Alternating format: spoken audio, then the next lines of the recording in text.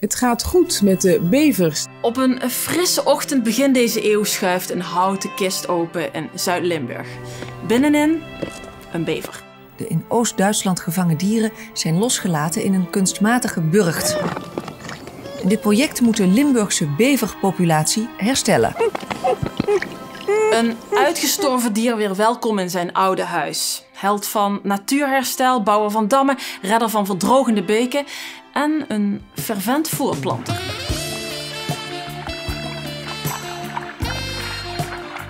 Maar zijn heldenstatus verdwijnt zodra hij overlast veroorzaakt. Ze gaan gewoon onder het hek door. Als ze natuurlijk bij jou in de tuin komen, dan ligt de zaai natuurlijk toch wel een beetje anders. Maar de echte gevaarlijke dingen, dat is als bevers gaan graven in dijken. En het bijna laten omvallen van een verkeersbord. Maar we hadden wel veel beter aan de voorkant moeten nadenken. Maar we hebben natuurlijk ook nooit verwacht dat het zo goed ging. Want het is ook een echt succesverhaal. Ik vind niet dat een bever moet verdwijnen. En sommige mensen houden meer van buim dan van bevers. Ja, de strijd zullen we denk ik toch wel houden. Op die plekken waar echt overlast is, echt robuuste beverwerende maatregelen. Gasters, schrikdraad, noem maar op. Als we hier iedere dag naartoe moeten en iedere keer die duikers vol zijn, ja, dan is het op een gegeven moment afgelopen. Er blijft er maar één ding over en dat is doden. De bever leeft op het snijvlak van bewondering aan de ene kant en frustratie aan de andere kant. En nergens in Nederland is dat spanningsveld zo voelbaar als hier in Limburg. Ja, even heel kort voor wie niet in de bevers zit. En echt kort, pinky promise. Ik zet even een timertje op mijn telefoon voor een half minuutje. Oké, check. Daar gaan we. 200 jaar geleden wordt de laatste bever in Nederland doodgeslagen. Dat gebeurt in 1825 in Overijssel, waar de inwoners hem verantwoordelijk houden voor de graverij in de dijk tijdens hoogwater. Deze bever, de laatste bever, krijgt een standbeeld en staat nu als een soort trofee in een museum. In 1988 knaagt het menselijk geweten en de bever wordt gemist. En dus halen we de aaibare eco-architect terug. Te beginnen in de Biesbos onder leiding van prins Bernhard.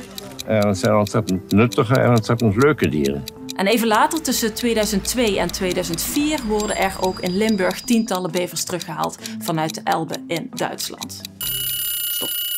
In 1994 krijgt de bever een strikt beschermde status. Dat betekent dat wij hem niet mogen afschieten, leefgebied moeten beschermen, de populatie op peil moeten houden en de bever alleen mogen vangen, verplaatsen of doden met een ontheffing en dan wel onder strikte voorwaarden. In 2018 is Limburg de eerste provincie die bevers af gaat schieten. Dus ik worstel daarmee, ja, want je wil van de andere kant wil je mensen laten genieten van de natuur en overal toegang geven. Maar je bent ook weer als overheid aansprakelijk als er iets gebeurt. Niet alleen maar aaibaar dus, want waterveiligheidsrisico's zijn best een ding. Voorbeeldje. In 2017 werd een aantal grote bevergaten en gangen ontdekt in de Maasdijk bij Milsbeek. Het waterschap moest de gaten dichten voor een kleine 1,5 ton. En in 2023 was de afrit van de A73 bij Venray 2 weken afgesloten vanwege schade door bevers. Ik heb hier ook heel veel wissels.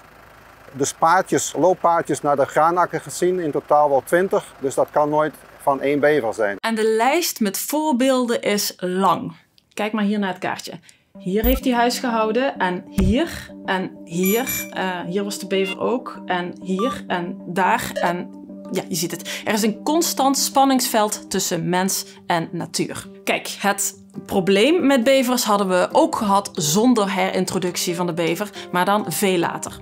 Feit is wel dat onze provincie er 200 jaar geleden heel anders uitzag dan nu. Nederland staat nu vol met dijken, met bruggen, viaducten, wegen, spoorwegen en dus ziet ons landschap er nu vaak zo uit.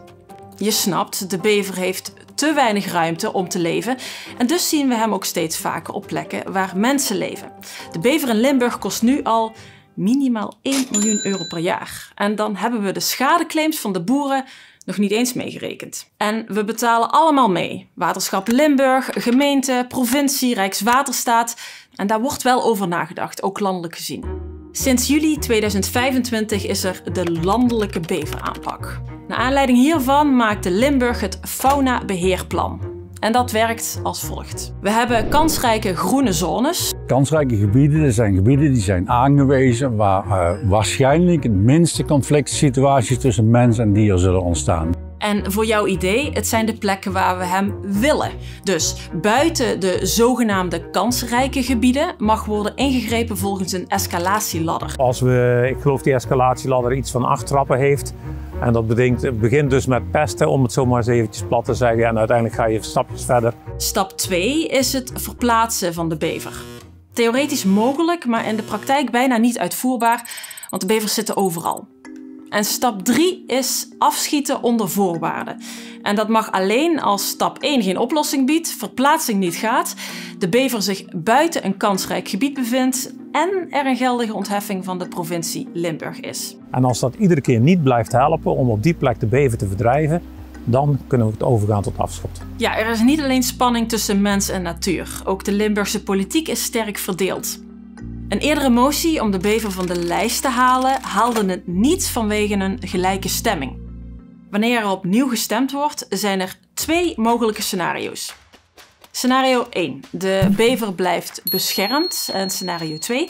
De bever is niet langer meer beschermd of daalt in rang. Ja, de gevaar als die van de beschermde lijst afgaat, is dat het een heksenjacht gaat worden op de bever. Maar het kan natuurlijk ook niet zo zijn als die beschermde status daalt, dat we zeg maar, voor een paar willige bomen die omgeknaagd zijn of voor een maisveld, dat we dan die bever voor gaan doden. Ja, dan zou die sneller afgeschoten worden. Ja, dan wordt er veel meer geschoten. Dan mag iedereen er van alles mee doen. Misschien gaan mensen dan wel strikken zetten omdat het toch niet strafbaar is. Maar wat betekenen deze scenario's? Ik schets ze even kort. Pak wel even mijn wekkertje erbij. Even kijken. Deze keer stel ik hem in op een minuut. Oké, let's go. In scenario 1 blijft de bever strikt beschermd. Dan blijft de beverpopulatie groeien. De waterhuishouding zal lokaal verbeteren door de dammen. En daar waar de bever zit, neemt de biodiversiteit ook toe. Ook de kosten voor het beheer zullen dan naar verwachting verdubbelen of verdrievoudigen in de komende 10 jaar. In scenario 2 gaat de bever van de lijst af. En die route is als volgt. Eerst moet er gestemd worden in de provincie. Daarna moet er in Den Haag gelobbyd worden, want ja, alle provincies moeten het wel eens zijn. Als dat gebeurt, dan gaat de minister naar Brussel. Deze dient vervolgens een verzoek in bij de Europese Commissie. En die beoordeelt dan of de bever niet langer bedreigd is, of er voldoende wetenschappelijke onderbouwing is en of er alternatieven voor bescherming aanwezig zijn. Zo, alweer binnen de tijd. En dan kan Brussel besluiten, de bever is niet langer meer beschermd. En de discussie verschuift dan van hoe leven we samen met wilde natuur naar hoeveel natuur willen we toelaten. Maar je snapt, zo'n proces duurt jaren. In de tussentijd plant de bever zich gewoon lekker voort. Er is nog 1 scenario dat ik hier niet besproken heb, namelijk de natuur haar gang laten gaan.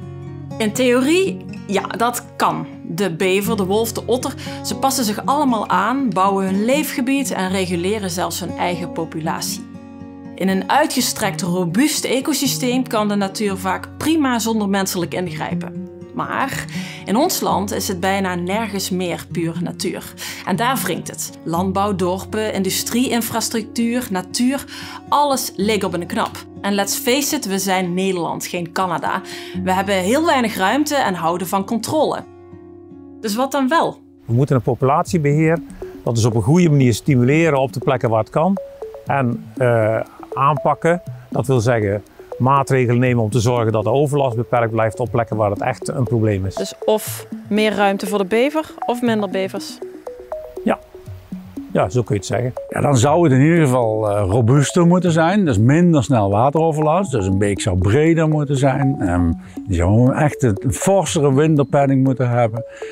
Maar je zou ook kunnen kijken naar beverwerend gazen erin, minder stuwen erin. Je zult rekening mee houden steeds meer inzet, dus dat gaat geld kosten. Ja, ik denk als we draagvlak willen creëren bij de mens, dan moet je ook laten zien dat we dingen in de hand hebben. En dat kan ook zijn bijvoorbeeld dat in jouw woning de kelder onder water komt te staan omdat de beek langs jouw woning veel te hoog staat. Maar daar moeten we kunnen beheren en dat is waar we in de toekomst naartoe moeten. Is Limburg uiteindelijk niet te klein voor de bever? Nee, maar wel voor heel veel bevers. Daar is Limburg te klein voor. Het verhaal van de bever in Limburg laat zien hoe complex het wordt als de natuur terugkeert in een door mensen strak gereguleerd landschap.